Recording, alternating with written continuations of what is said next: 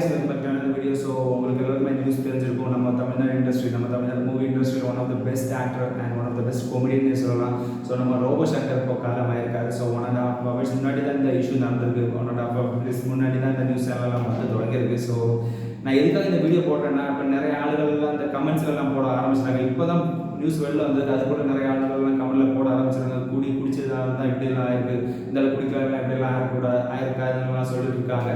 So இந்த டைமில் அதை பற்றி பேசணும்னு நான் நினைக்கிறேன். நான் எதுக்கு நீங்கள் அதெல்லாம் பற்றி பேசுகிறாங்க? அவங்க ஆல்ரெடி இப்போ அவங்க ஃபேமிலி ஆல்ரெடி ரொம்பவே என்ன சொல்கிறது, பாதிப்புக்கு அடைஞ்ச நிலைமை தான் இருக்காங்க. நீங்கள் அதை பற்றி குடிச்சதுனால தான் சொல்லிட்டு ஒரு காரியம் இல்லை. நமக்கு விதின்னு ஒன்று இருக்குல்ல. ஸோ நமக்கு எப்படி தான் நம்ம ஒரு நாளைக்கு நாங்களும் நீங்கள் எல்லாரும் மேலே போக தான் போகிறோங்க. ஸோ அது விதின்னு ஒன்று இருக்குது. அதை நமக்கு எப்படி மாற்ற முடியாது. குடித்தால்தான் சத்துருவான் அப்படின்னு இல்லை.